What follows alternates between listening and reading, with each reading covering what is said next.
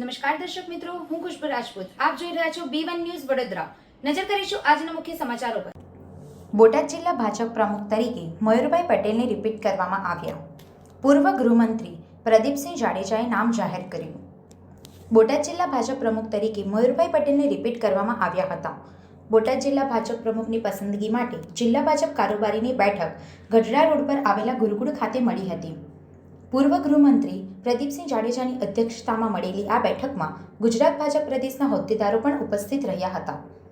બોટાદ જિલ્લા ભાજપ પ્રમુખ પદે મયુર પટેલની વરણી કરવામાં આવી હતી. ગુજરાતના પૂર્વ ગૃહમંત્રી પ્રદીપસિંહ જાડેજાએ મયુર પટેલનું નામ જાહેર કર્યું હતું.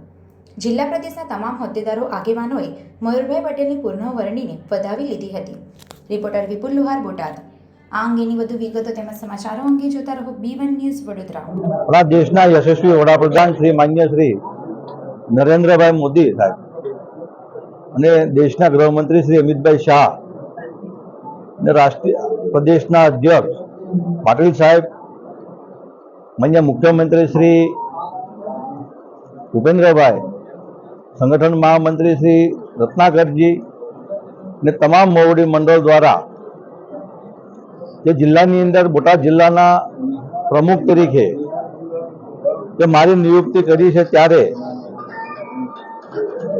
બોટાદ જિલ્લાનું સંગઠન ખૂબ મજબૂત બને તેના માટે હું સંપૂર્ણ રીતે પ્રયાસ કરીશ અને પાર્ટી સાથે વફાદારી સાથે બોટાદ જિલ્લાનું સંગઠન મજબૂત થાય તેવા પ્રયત્નો કરીશ.